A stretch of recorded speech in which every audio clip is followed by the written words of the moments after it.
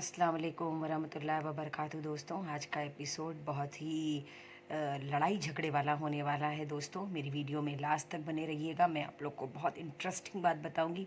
पता नहीं आपने नोटिस किया है कि नहीं, आज सेव करने वाला एपिसोड है। फ़िलहाल पता नहीं, एलिमिनेशन में हुए लोगों को सेव करने वाला टास्क तो और कभी किसी सीज़न में हुआ नहीं। ये पहली बार ऐसा हो रहा है, पता नहीं क्यों। सो दोस्तों, अगर आप मेरे चैनल पे नए हैं सो प्लीज़ इसे सब्सक्राइब ज़रूर करिएगा। अगर आपको मेरी वीडियो अच्छी लगे तो लाइक, कमेंट और शेयर ज़रूर करिएगा। आई होप आपको मेरी वीडियो पसंद आए। उम्मीद करती हूँ कि आप लोग मेरी वीडियो को शेयर ज़रूर करेंगे। एंड तक मेरे साथ बने रहिएगा। आज के एपिसोड में क्या कोई करण को सेव करेगा? क्या विवान बच पाएंगे? रजत का समीकरण काम आएगा कि नहीं आएगा? कौन किसके साथ खेल जाएगा, ये आज समझ में आ गया। और आज टाइम्स ऑफ गॉड अविनाश की फेयरनेस का भी सबूत मिल जाएगा कि वो कितने फेयर हैं, किसके साथ फेयर हैं। क्या वो घर वालों के सपोर्ट में होंगे कि अपने दोस्तों के साथ होंगे? आज होगी रिश्तों की असली परख। अब पता नहीं, देखना है किसकी आंख आज खुलती है और किसकी नहीं। लेकिन आज हम आपको ये भी बताएंगे कि क्यों हुई ईशा इमोशनल। क्या इमोशनल का राज है ईशा के? क्या इसमें भी कोई चाल है? पता नहीं। एपिसोड की शुरुआत तो बहुत इंटरेस्टिंग हुई। जैसे कि टाइम्स ऑफ गॉड के राज में जब से बने हैं अविनाश, तो एकदम अविनाश का बदला सा रूप, जैसा कि हमने कभी सोचा ही नहीं था। यामिनी अपनी जगह बना रही हैं, हर जगह घुस घुस के बोलना उनका ये काम है। फिलहाल ये ग्रुप बड़ा नया सा दिख रहा है, ईडन, यामिनी, कशिश और सारा का। फिलहाल सारा इसमें तो है आग लगावन। जैसा कि हम देख रहे हैं, सारा जी को बग्गा जी से हो रही है प्रॉब्लम, क्योंकि बग्गा जी एकदम से उनको अवॉइड कर चुके हैं। ईशा और अविनाश की मस्ती, जैसे कि हम हमेशा देखते हैं, फ्लर्टिंग चल रही थी यहाँ पर, मज़ा बहुत आ रहा था। अब पता नहीं ये कैमरे में दिखने के लिए है कि सच में ऐसा है, पता नहीं, अल्लाह बेहतर जाने। फ़िलहाल मैं आप लोगों को ये बता दूं कि ईडन, यामिनी और कशिश बहुत ज़्यादा कोशिश कर रही हैं यहाँ बने रहने की। फ़िलहाल सारा तो समीकरण भैया के साथ ही बनी हुई हैं। रजत को ऐसा लग रहा है कि अविनाश बने हैं टाइम्स ऑफ गॉड, तो हो सकता है वो मेरा कुछ बिगाड़ लेंगे। फ़िलहाल ऐसा कुछ होगा नहीं। बात छोटी सी हो चाहे बड़ी सी हो, सारा ही इन्वॉल्व होती हैं घर में लड़ाई झगड़े में। फ़िलहाल का सारा, कशिश और क्या बोलते हैं, ईडन, यामिनी और चाहत सब लोग बाथरूम में थे। बाथरूम एरिया में हुआ यूँ कि ये कशिश जो थी वो यामिनी को साड़ी पिनअप कर रही थी, जिसमें उन्होंने कहा कि सभ्य बन के रहो, अच्छी बन के लगो। फिलहाल इस तरीके की गर्ल्स टॉक हो रही थी। फिलहाल पीछे से चाहत ने बोला, बोल भी कौन रहा है? बस यही इतनी बात थी, बोल भी कौन रहा है। इतनी सी बात को, कोई ऐसी बात नहीं थी। फिलहाल कशिश को ऐसा लगा कि चाहत मुझे उंगली कर रही क्योंकि वो नॉमिनेट है, इसलिए उन्होंने सारा से कंफर्म किया। भाई कशिश, तुमने सारा से कंफर्म किया? भाई वो आग लगावन है, सच में मिट्टी का तेल वही है इस घर में। और चाह सारा ने बोला, हाँ उसने बहुत ख़राब लफ्ज़ बोला था।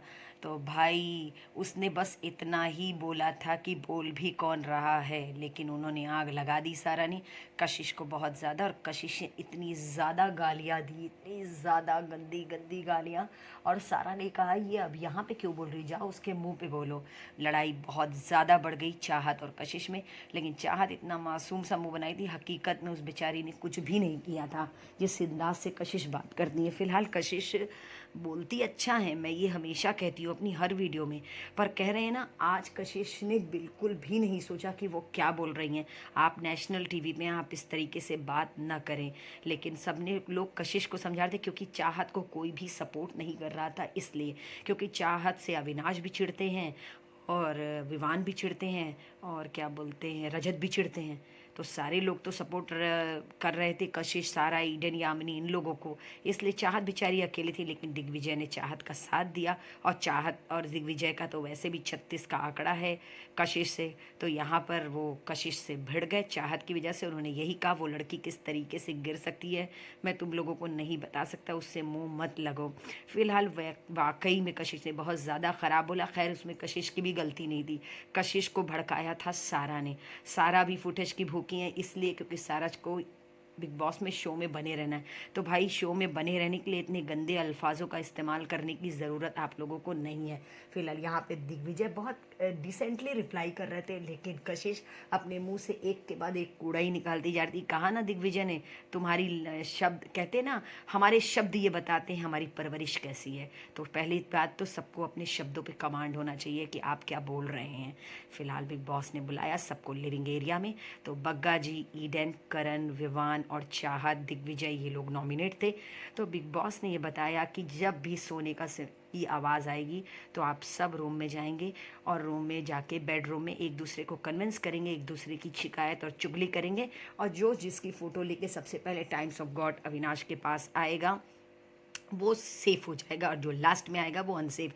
रजत भैया अपना समीकरण बनाते हुए उन्होंने यही कहा, ईडन को बचाना है और सबसे पहले किसको निकालना है, अब तुम लोग ये समझ लो। फिलहाल चाहत और दिग्विजय ये जान चुके थे कि हम लोगों को कोई सेफ नहीं करेगा। वैसे मुझे लगा था कि दिग्विजय को सेफ करने के लिए करण, शिल्पा जी और चुम, लेकिन खैर करण नहीं इन्वॉल्व हो सकते थे क्योंकि वो ऑलरेडी नॉमिनेट थे।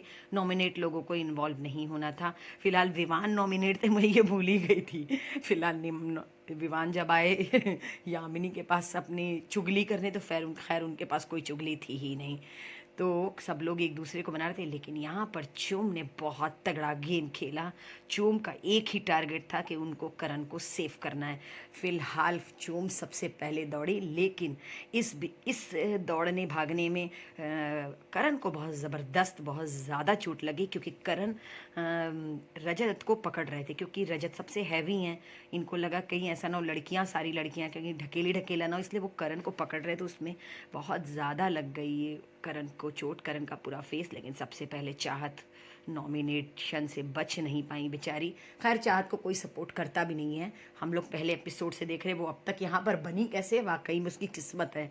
वो अपनी किस्मत के साथ वो इस गेम में अब तक बनी हुई, लेकिन उसको कोई सपोर्ट नहीं कर रहा है, चाहे ये ग्रुप हो चाहे वो ग्रुप हो।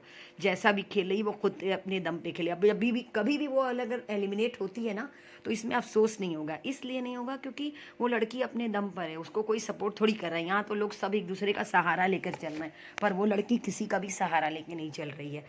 फिलहाल यहाँ पे अविनाश ने ईशा से बातों को घुमाते हुए ये कहा कि अब तुम्हें किसको सेव करना है, अब तुम समझ लो।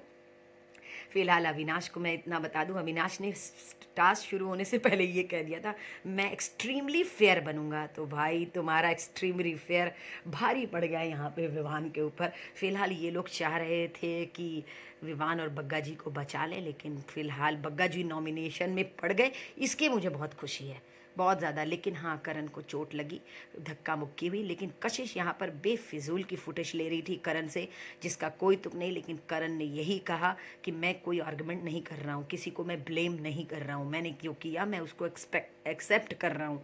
लेकिन कशिश को कह रहे हैं ना, पता नहीं क्यों, मुझे नहीं समझ में आ रहा है, पिछले हफ्ते शायद वो दिखी नहीं, इसलिए दिखने के लिए बेफिजूल की काम कर रही, ये मैं कह सकती हूँ। लेकिन यहाँ पर अविनाश ने बहुत डिसेंटली अपना फैसला सुनाया। इन्होंने यही कहा कि कौन पहले आया कौन बाद में आया मुझे नहीं पता, लेकिन मैं यही कहूँगा कि बस तुम लोग टास्क करो, जैसे करना है करो, लेकिन बस ये कि कोई किसी को धक्का मुक्की ना करे। लेकिन पता नहीं, हमें नहीं पता रजत करना क्या चाह रहे हैं। फिलहाल हमें बाद में समझ में आया कि रजत ईडन को बचाना चाह रहे हैं। भाई ऐसा भी क्या तुम्हारा समीकरण रजत भैया, इतनी लॉयल्टी तो तुमने चाहत के साथ भी नहीं दिखाई जितनी लॉयल्टी तुम सारा, ईशा और कशिश और ईडन, इन लोग के साथ दिखा रहे हो, जबकि वो बेचारी फर्स्ट डे से तुम्हारे साथ है। मुझे तो बिल्कुल भी अच्छा नहीं लगा रजत का गेम। रजत बहुत ही ज़्यादा ख़राब खेलते हैं, इनके खेलने का तरीका ही एकदम बेकार है। फिलहाल तीसरे राउंड में बेचारी लेकर के आई विवान की फ़ोटो, लेकिन एकदम लास्ट बेचारी कोशिश कर रही थी कि अविनाश पार्शल्ट हो जाए, लेकिन अविनाश ने जो टास्क शुरू होने से पहले कह दिया था ना, मैं एक्सट्रीमली फेयर रहूँगा, शायद वही बात अविनाश के ऊपर भारी पड़ गई और विवान के ऊपर हल्की। फिलहाल चूम श्रुतिका को यही बता रही कि हम लोग बग्गा जी को बचाएंगे और मैं करण को बचाऊंगी, तुम बग्गा जी को बचाओ। फिलहाल चूम का टारगेट एकदम साफ क्लियर समझ में आ रहा था कि उनको करण को किसी भी हाल में सेव करना है।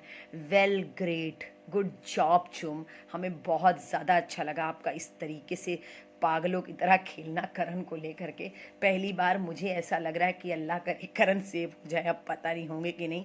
फिलहाल करण के तो दुश्मन बहुत सारे हैं, लेकिन रजत को गेम से आउट करना बहुत ज़रूरी था, जिसकी वजह से पूरा घर लगा हुआ था कि रजत को किसी तरीके से गेम से आउट किया जाए, क्योंकि रजत ईडन को बचा रहे थे। इसलिए सब ये चाह रहा था किसी तरीके से ईडन फंस जाए ताकि रजत निकल जाए। लेकिन रजत तो भाई रजत है ना। लेकिन हाँ, अविनाश और अरे करण और विवान की थोड़ी थोड़ी सी दोस्ती बनती दिखाई दे रही है। बहुत अच्छा लग रहा है हमें। अल्लाह करे ये दोस्ती हो ही जाए तो ज़्यादा बेहतर है, लेकिन पता नहीं। लेकिन हाँ, तीसरे राउंड में जब बग्गा जी की बारी आई तो फिर ईशा ही बेचारी, उन्होंने विवान को भी डुबो दिया, उन्होंने बग्गा जी को भी डुबो दिया। कहते हैं ना बेचारी, उन्होंने कोशिश बहुत की, नो डाउट इन्होंने कोशिश की कि ये बचा लें बग्गा जी को और विवान को, लेकिन अफसोस सब तो अपने अपने में लगे थे। इनको लगा था ईशा को कि अविनाश के संचालक है तो शायद अविनाश हमारा सपोर्ट करेंगे, लेकिन अविनाश ने एक बात बोल के खुद ही फंस गए थे। लेकिन ईडन, अब क्यों बुरा लग रहा है? अब क्यों आपको बुरा लग रहा है? रजत भैया आपको बुरा लग रहा है क्यों? कल जब आपने सबको धक्का दिया था और कहा कि उनकी वजह से मैं क्यों सरवाइव करूं, तो वही हुआ ना ईडन।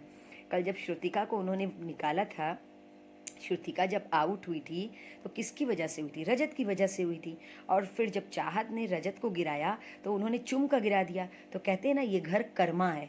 कर्मा, आप जैसा करोगे आपके आगे वैसे ही आएगा। अब ईडन एकदम जलबलाई हुई, उनको समझ में नहीं आ रहा करें क्या।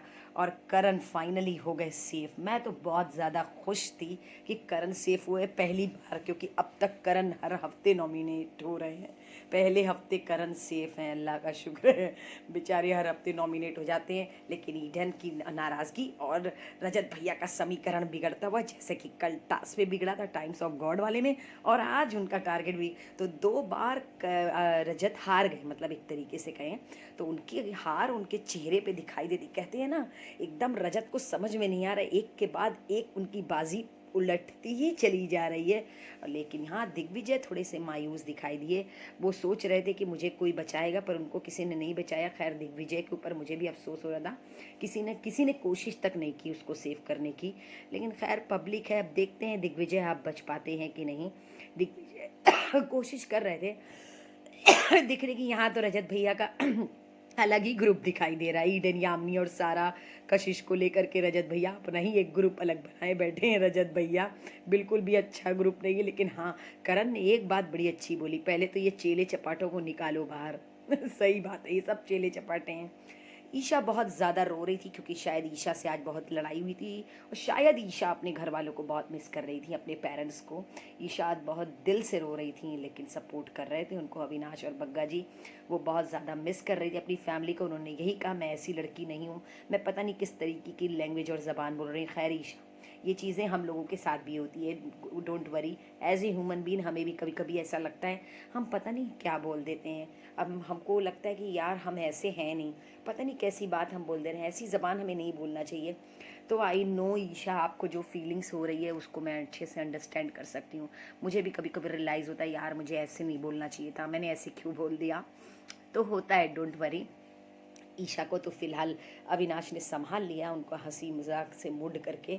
लेकिन हाँ, विवान थोड़ा सा नाराज़ हुए। उन्होंने, विवान ने यही कहा कि तुमने सच में मेरी फ़ोटो ली थी कि नहीं तुमने, और मैं बताओ तुम्हारे लिए लड़ रहा हूँ। खैर, विवान अच्छे हैं बेचारे। दिग्विजय करण के पास पहुँचे और बोले कि आप लोगों ने मुझे बचाने के बारे में सोचा भी नहीं।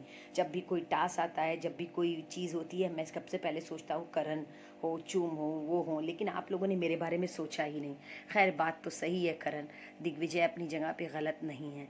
ईशा ने कहा, मैं नेक्स्ट टाइम फिर टाइम्स ऑफ गॉड बनना चाहती हूँ, और अविनाश तुम अच्छे या टाइम्स ऑफ गॉड हो, इस संडे तुम्हारी तारीफ होगी। अविनाश ने कहा, ऐसे मत बोलो, मैं सही पहले भी था, बस ये है कि अब की बार मैं उनकी तरफ से, उनकी भी चीज़ें मुझे सही लग रही, मैं फैसला ले रही हूँ तो सबको लग रहा है मैं सही हो गया हूँ, मैं चेंज हो गया, मैं चेंज नहीं हुआ हूँ।